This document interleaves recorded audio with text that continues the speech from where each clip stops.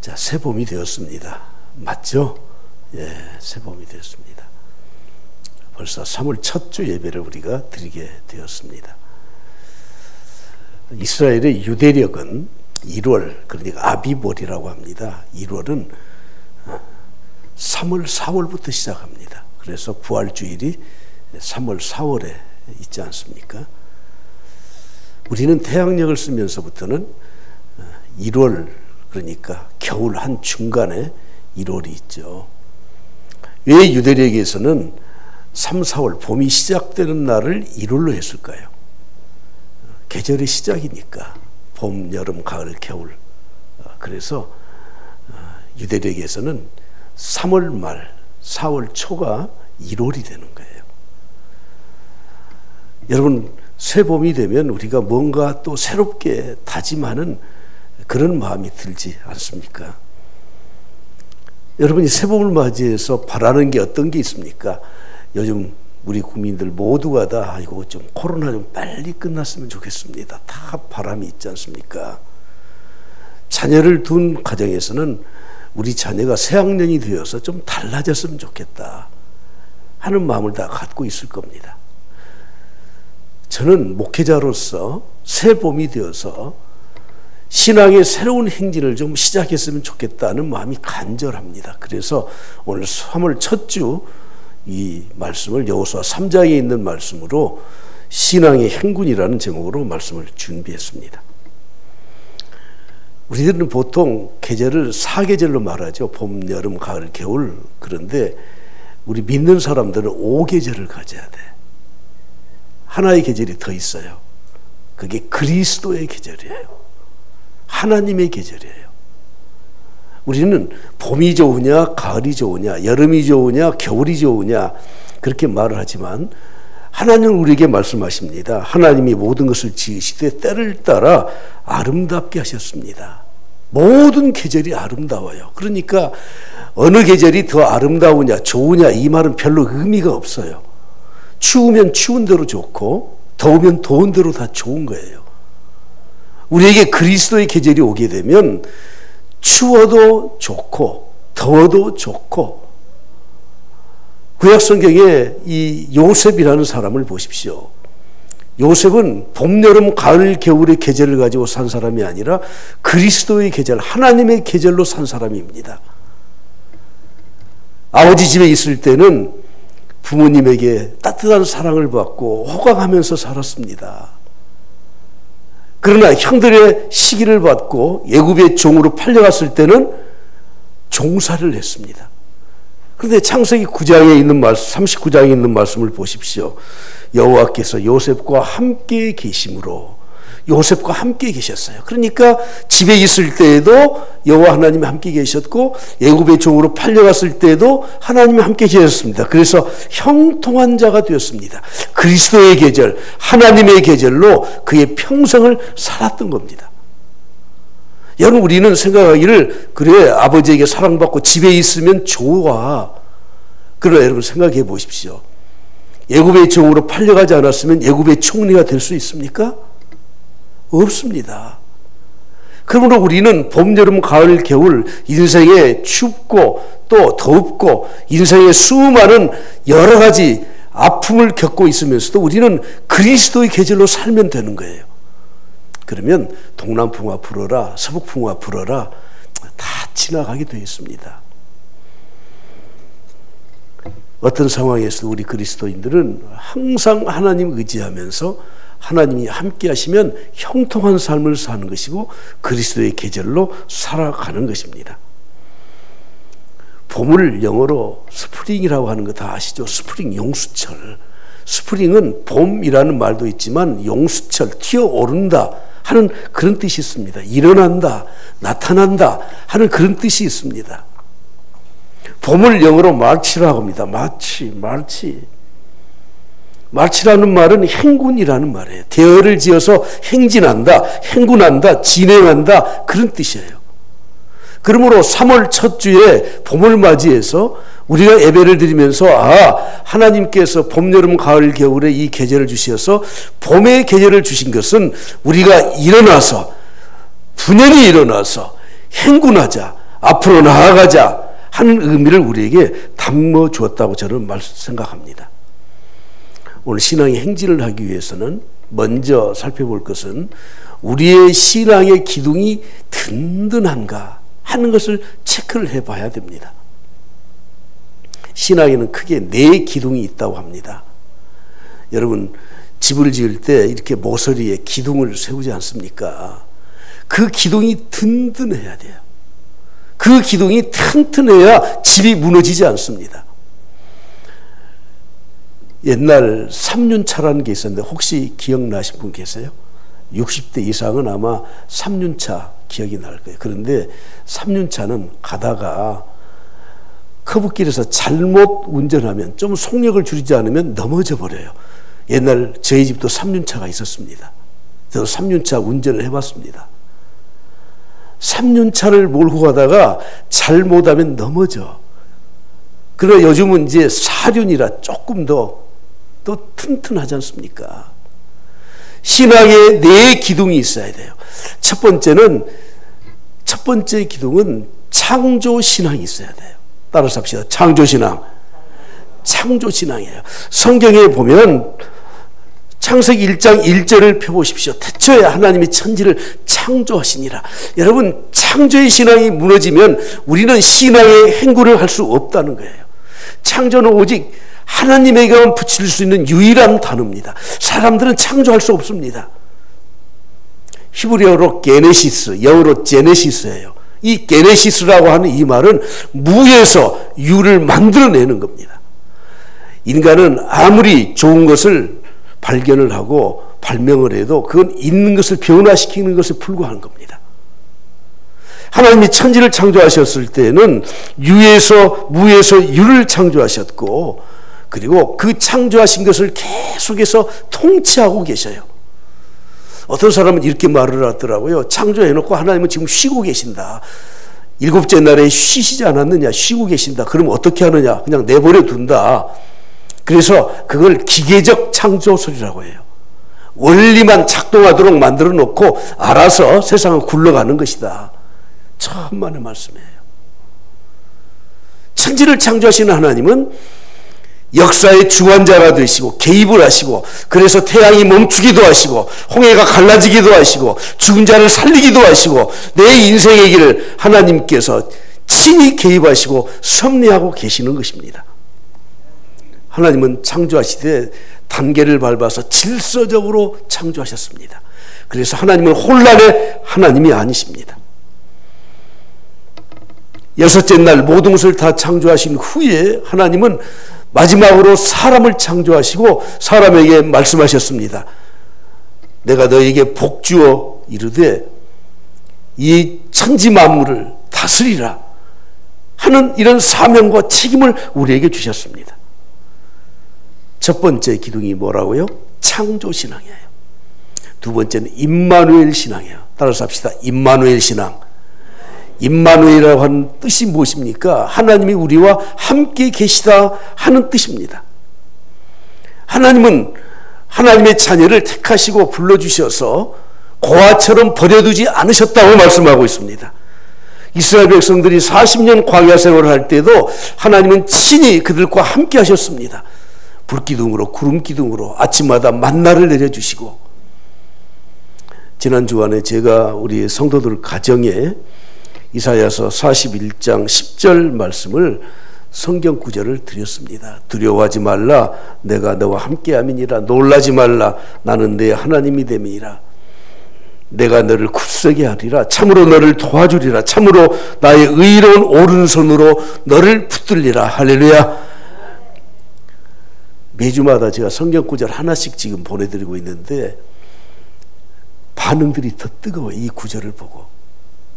목사님, 제가 정말 좋아하는 말씀이에요. 날마다 이 말씀 생각하면서 살아요. 피드백이 많이 와요. 여러분, 두 번째는 임마누엘 신앙이에요. 하나님이 우리와 함께 계셔. 예수님이 이 땅에 오신 이유는 우리와 함께 계시기 위해서 오셨습니다. 그리고 주님이 승천하시면서 말씀하셨습니다. 내가 세상 끝날까지 너희와 항상 함께 있으리라. 첫 번째 기둥이 뭐라고요? 창조신앙. 두 번째 기둥이 임마누엘 신앙. 세 번째 기둥은 십자가의 신앙이에요. 따라서 합시다. 십자가 신앙. 기독교에서 십자가를 빼면 타 종교와 다를 게 없어요. 도덕적이고 윤리적인 종교로 전락하는 거예요. 십자가는 우리의 생명을 살리는 겁니다. 주님이 이 땅에 오신 이유는 십자가를 통해서 우리를 구원해 주시기 위해서 오셨습니다. 그런데 여러분, 주님만 십자가를 지신 것이 아니고 주님이 말씀하셨죠. 누구든지 나를 따르려거든 자기 십자가를 지고 나를 따르라고 말씀합니다. 십자가가 무엇입니까? 내가 다른 사람을 위해서 대신 고통을 받아주는 거예요. 내가 눈물을 흘리고 내가 헌신을 하고 내가 수고를 할 때 다른 사람이 살아나는 그런, 내가 마땅히 하지 않아도 될 것들을 감당해 나가는 게 십자가입니다. 히브리서 12장 2절 말씀에 보면 믿음의 주요 또 온전하게 하시는 이인 예수를 바라보자. 그는 그 앞에 있는 기쁨을 위하여 십자가를 참으사 부끄러움을 개의하지 아니하시더니 하나님 보좌 우편에 앉으셨다고 말씀하고 있습니다. 히브리서 13장 12절, 오늘 우리가 14절부터 보았지만 히브리서 13장 12절 13절 말씀에 보면 우리 주님이 십자가를 지셨는데 그분이 영문 밖으로, 성문 밖으로 십자가를 지고 나가셨다. 그러므로 우리도 그 지옥의 십자가를 지고 영문 밖으로 그에게 나아가자고 말씀을 하고 있습니다. 여러분, 우리 믿는 사람들은 십자가를 지고 사는 사람들입니다. 내 가정의 십자가 내가 지고, 교회의 십자가 내가 지고, 세상의 십자가, 소금과 빛의 사명을 감당하기 위해서 우리가 그 십자가를 스스로 지고 사는 사람들입니다. 마지막 네 번째 기둥이 있습니다. 이것은 부활신앙이라는 기둥이에요. 첫 번째는 천지창조, 창조신앙. 두 번째는 임마누엘 신앙. 세 번째는 십자가신앙. 마지막 네 번째가 뭐라고요? 부활신앙이에요. 부활신앙. 여러분, 내가 아무리 십자가를 지고 수고하고 헌신하고 내가 십자가를 지고 죽었을지라도 부활하지 못했다면 그것은 전부 다 아무 의미 없이 끝나고 마는 결과를 가져옵니다. 우리 주님은 십자가에서 죽으시고 그리고 3일 만에 부활하시고 승천하셨습니다. 그래서 영광의 자리에 지금 계시는 것이 아닙니까? 우리 인간은 다른 피조물과 다르게 창조되었어요. 왜 우리가 그렇게 진화론을 그걸 거부하는 줄 아십니까? 진화론은 모든 생명의 근원은 하나다. 그래서 우리 인간은 진화된 존재에 불과하다는 거 아니에요. 여러분, 절대 그 말을 여러분 귀담아 들어서 안 돼요. 하나님은 인간을 따로 창조하셨습니다. 손수 흙으로 사람을 빚으시고 그 코에 생기를 불어넣어서 그래서 영적인 존재로, 영혼을 갖는 존재로 인간을 창조하셨습니다. 그래서 동물들과는 전혀 다른 존재입니다. 여러분, 영혼이 무엇입니까? 영혼이 소멸되지 않아. 영혼은. 그래서 우리 인간은 이 땅에 육신을 가지고 살다가 세상을 떠나게 되면 이 육신은 다시 흙으로 돌아가지만 우리의 영혼은 하나님께로 가요. 그러면 우리 믿는 사람들의 영혼은 하나님 나라 천국에 가지만 믿지 않는 자들의 영혼은 지옥에 가는 거예요. 그들 영혼이 없어지는 게 아닙니다. 왜 안식교가 이단인지 아십니까? 안식교는 영혼이 소멸돼 버린대요. 아니에요. 성경은 우리에게 분명히 말씀하고 있습니다. 만일 그리스도께서 다시 살아나지 못하였으면 우리가 전파하는 것도 헛것이요 또 너희 믿음도 헛것이며, 주님 부활하셨습니다. 우리도 영생복락을 누리도록 부활의 몸으로 다시 살아날 것입니다. 그러나 믿는 자는 생명의 부활로, 영생의 부활로, 믿지 않는 자는 영벌의 부활로, 모든 인간은 다 부활하게 되어 있습니다. 요한복음 5장 24절에 말씀하죠. 나 보내신 이를 믿는 자는 영생을 얻었습니다. 영생의 부활을 우리는 받게 될 것입니다. 심판에 이르지 아니할 것입니다. 사망에서 생명으로 옮겨졌기 때문에 그렇습니다. 다시 한번 우리가 이 새봄에 신앙의 행진을 해야 되는데, 그 신앙의 행진을 하기 위해서 네 가지의 큰 신앙의 기둥이 있다고 말씀드렸습니다. 첫째는 창조신앙, 두 번째는 임마누엘 신앙, 세 번째는 십자가 신앙, 네 번째는 부활신앙이에요. 이 믿음을 가지고 우리는 이제 진군을 해야 돼. 십자가의 이 은혜를 힘입었기 때문에 우리는 신앙의 행군을 해야 됩니다. 이스라엘 백성들이 애굽에서 나온 이후에 가나안 땅에 들어가기까지 두 번 강을 건너죠. 첫 번째 강이 홍해라고 하는 바다예요. 홍해는 출애굽을 했던 이스라엘 백성들이 모두가 건너갔던 그런 강입니다. 신약에서는 그걸 세례로 비유하고 있습니다. 여기 계신 우리 모든 성도들은 출애굽을 한 것처럼 우리는 구원받은 하나님의 백성인 줄 믿습니다. 할렐루야. 그런데 그 다음 마지막 하나의 강을 더 건너가야 돼요. 왜냐하면 그 강을 건너가야 가나안 땅, 하나님이 축복하신 그 축복의 땅, 기름진 땅, 언약의 땅, 약속의 땅이 있기 때문에 그렇습니다. 많은 성도들이 홍해를 건넌 것 같은데 요단강을 건너지 못해서 축복의 땅에 안착하지 못하는 성도들이 의외로 많이 있습니다. 홍해는 모세가 지팡이로 갈라놓고 그리고 갈라진 그 홍해를 백성들이 건너갔습니다. 그러나 요단강은 갈라지지 않은 상태에서 제사장들이 그 요단강에 발을 딛고 들어설 때 갈라지는 거예요. 그러므로 우리가 이 땅에 살면서 행군을 할 때 요단강을 가르기 위해서는 확실한 믿음을 가지고 나아가야 된다고 하는 겁니다.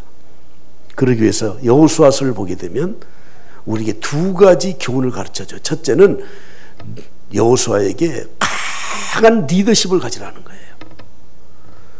여호수아 1장 7절에 말씀합니다. 오직 강하고 극히 담대하여 나의 종 모세가 내게 명령한 그 율법을 다 지켜 행하고 우로나 좌로나 치우치지 말라. 그리하면 어디로 가든지 형통하리라. 할렐루야. 강한 리더십이 있어야 돼요. 리더십이.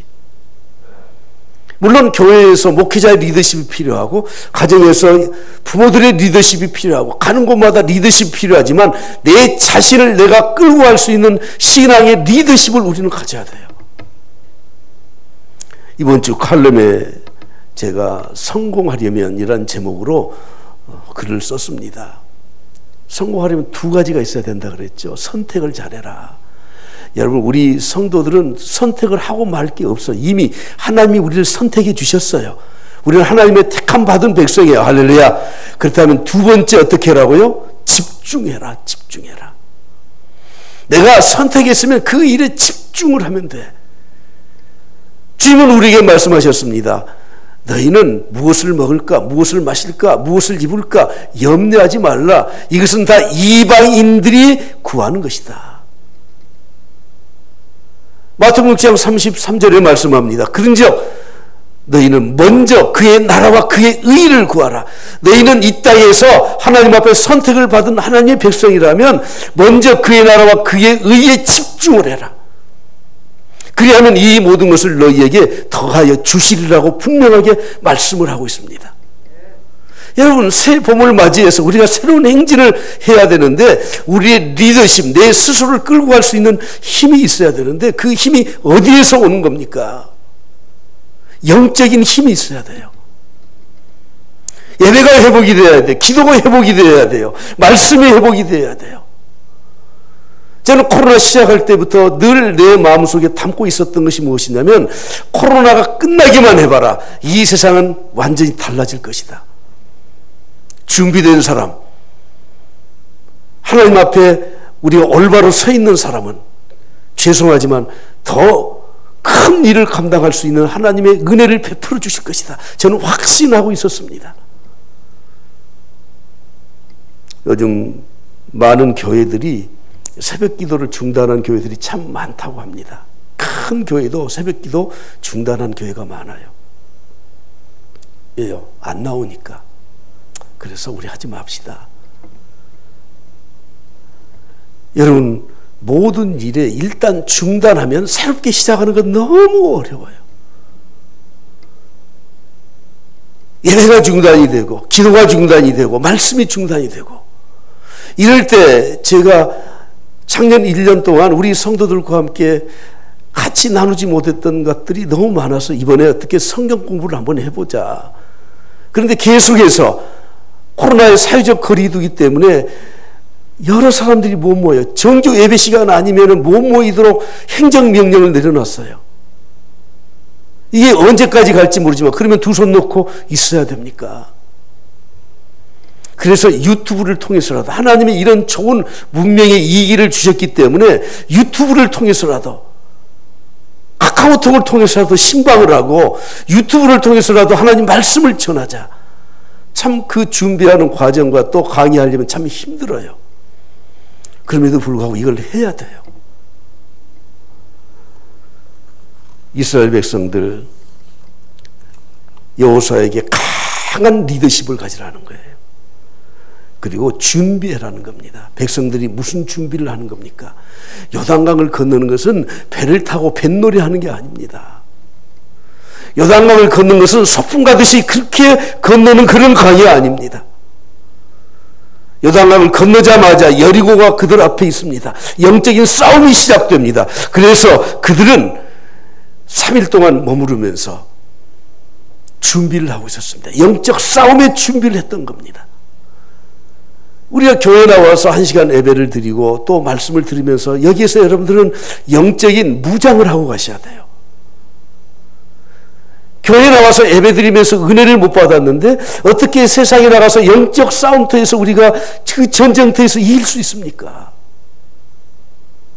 목사는 예배를 준비하면서 영적 싸움의 무기를 여러분들이 창전을 시키기 위해서 준비를 하는 겁니다.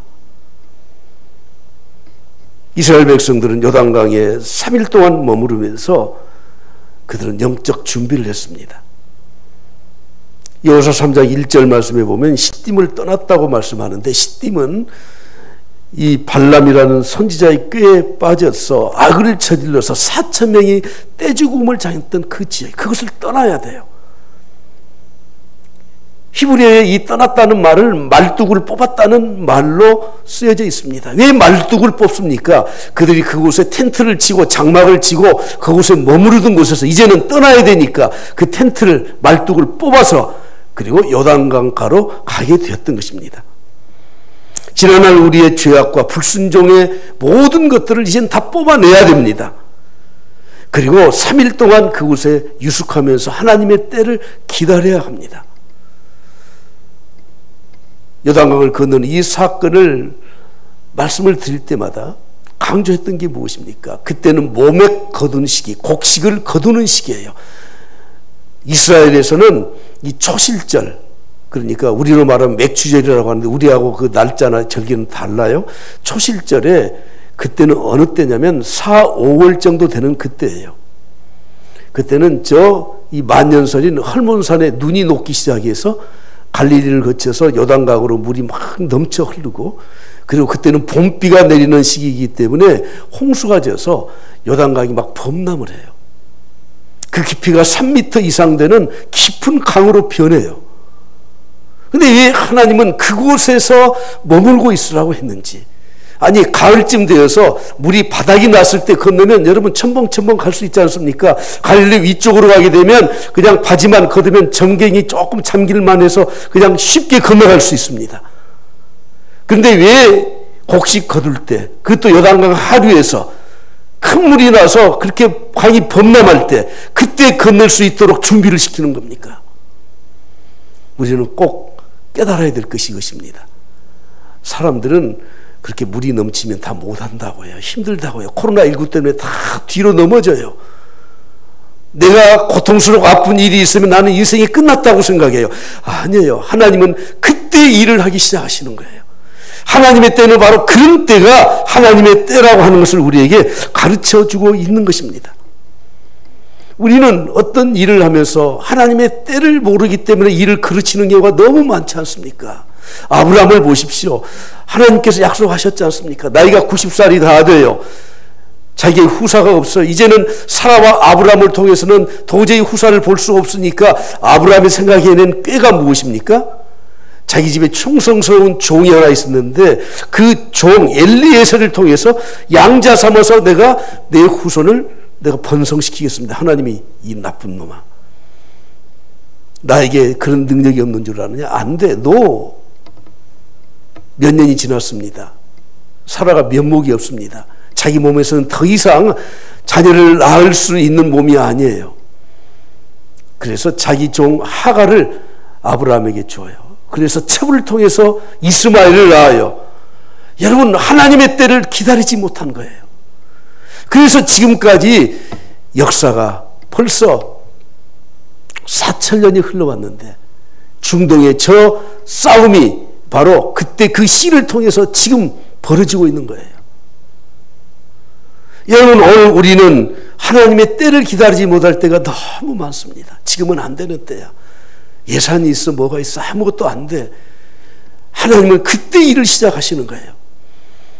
하나님의 때를 기다리고 믿음으로 나아가는 자를 통해서 하나님의 역사를 이루시는 분이 바로 하나님이십니다. 다만 백성들은 오늘 여호수아서에 보게 되면 5절에 보면 이렇게 말씀합니다. 너희는 자신을 성결하게 하라. 그들이 준비해야 될 것은 딱 한 가지예요. 성결하게 해야 돼. 깨끗해야 돼요. 그러면 하나님께서 그 백성들을 사용해요. 성결하게 한다는 말은 내가 하나님 앞에 바쳐진 대상이 되었다, 구별되어서 바쳐졌다 하는 그런 뜻입니다. 디모데후서 2장 20절 이후에도 말씀하죠. 큰 집에는 금그릇도 있고 은그릇도 있고 나무그릇도 있고 질그릇도 있다. 그런데 귀하게 쓰는 것도 있고 천하게 쓰는 것도 있는데 귀하게 쓰는 그릇이 어떤 그릇입니까? 자기를 깨끗하게 하면 귀히 쓰는 그릇이 된다고 말씀하고 있습니다. 여러분, 우리가 힘들고 어려울 때 하나님의 때를 기다리는 사람들은 항상 내 자신을 깨끗하게 준비시키는 사람들입니다. 준비하고 있으면 하나님의 때에 그 그릇을 귀하게 쓰신다는 것입니다. 세상 사람들도 큰 일을 앞두고는 자기 나름대로 각오와 다짐을 하더라고요. 참 이 사건은 역사의 부정적인 사건이지만 제가 가끔 생각하고 있는 사건이라 어쩔 수 없이 이 말씀에 좀 소개를 하고 싶은 것이, 혹시 여러분들이 계유정난에 대해서 아십니까? 압구정에 그 암자에서 한 명애가 몇 날 며칠을 단식을 하면서 살생부를 만들죠. 그리고 자기의 주군인 수양대군에게 그 살생부를 바쳐요. 큰 일을 앞두고 나쁜 일의 계획이지만 이 한명회와 수양대군을 비롯해서 계유정난의 그 주인공들은 그때 아주 결연한 준비를 하고 있어요. 몇 날 며칠을 그는 단식을 하면서 아무도 들여보지 못하게 하고 혼자 압구정 그 정자에서 그 집에서 한명회는 살생부를 마지막으로 써요. 여러분, 세상 사람들도 어떤 일을 앞에 놓고는 결연한 의지가 있는 사람들이 어떤 일을 해내는 겁니다. 이런 때 여러분들이 그냥 집에서 쉬지 마시고 봄의 행군을 우리가 하기 위해서, 하나님께서 우리 교회를 쓰시기 위해서, 여러분의 가정을 쓰시기 위해서, 여러분의 사업과 여러분들의 인생을 하나님이 쓰시기 위해서는 이런 때에 각오를 하고 내 자신을 깨끗하게 하고 준비를 하면 되는 거예요. 마지막 오늘 결론으로 드릴 말씀은 하나님의 법궤에 대한 말씀입니다. 이스라엘 백성들의 작전은 아무것도 없었습니다. 그냥 법궤예요. 법궤가 무엇입니까? 하나님의 임재를 상징하는 것입니다. 그 법궤 안에는 10여 명의 두 돌판, 하나님의 말씀이 들어있고 만나를 담은 금 항아리가 들어있고 그리고 아론의 쌍난 지팡이가 들어있고 모두가 다 하나님의 임재를 상징하는 중요한 증거물이었습니다. 그래서 그것을 증거궤, 법궤 이렇게 말씀을 하고 있습니다. 하나님의 궤를 제사장이 어깨에 메고 나아갔던 겁니다.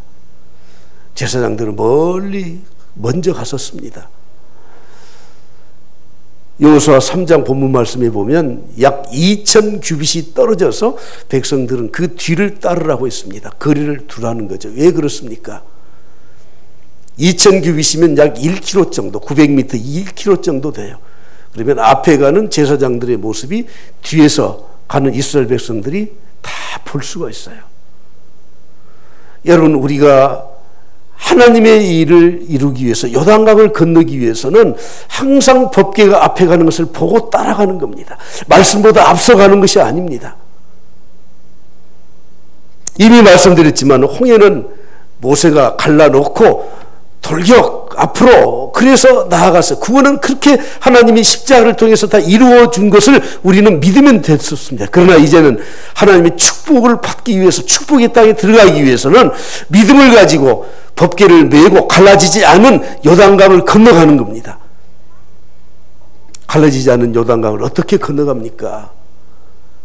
제사장들은 그 말씀에 순종하고 백성들은 그 제사장의 법궤를 보면서 제사장이 법궤를 메고 하나님의 임재를 확신하고 그 말씀을 믿고 요단강에 발을 담글 때 발이 잠기자마자 그때 요단강이 갈라지지 않습니까? 우리는 믿음으로 행해야 되는데 우리 인간의 생각으로 행동을 하니까 예산이 없어서 못해, 이래서 못해, 형편이 이래서 못해, 다 못한다는 거예요. 그러면 광야에 그냥 머물러 있어야 되죠. 봄이 되었습니다. 우리는 행군을 해야 돼. 이제 코로나도 이제는 백신을 맞으면서 앞으로 점점 어떻게 잠재워질 것으로 예상이 돼요. 아무튼 잠재워지든지 이 상태로 좀 유지가 되든지 그건 상관하지 마십시오. 이젠 봄이 되었습니다. 신앙의 행군을 해야 됩니다. 기도하기를 시작해야 됩니다. 말씀 공부를 시작해야 됩니다. 예배에 더욱더 우리가 열심을 내고 영적인 일에 나아갈 때 여러분, 우리가 가고자 하는 그 목적지, 하나님이 주신 축복의 땅에 우리는 들어가게 될 줄 믿습니다. 할렐루야. 강이 범람할 때는 나룻배도 띄울 수도 없고 누구도 건너갈 수 없습니다. 수영해서 갈 수 있는 강도 아닙니다. 그러나 하나님의 능력으로만 그 강을 가르고 건너갔던 것처럼 여러분, 코로나 더 이상 이제 두려워하지 마십시오. 조심은 하시되 두려워하지 마십시오. 담대하게 이제는 모여서 기도하고 정말 수칙을 지키면서 예배에 참석하고 하나님의 말씀 어떻게든지 기회를 주셨으니까 우리가 그 말씀을 한번 좀 배워보고 그래서 하나님의 역사를 우리 모두 이루어갈 수 있길 그리스도로 간절히 축복합니다.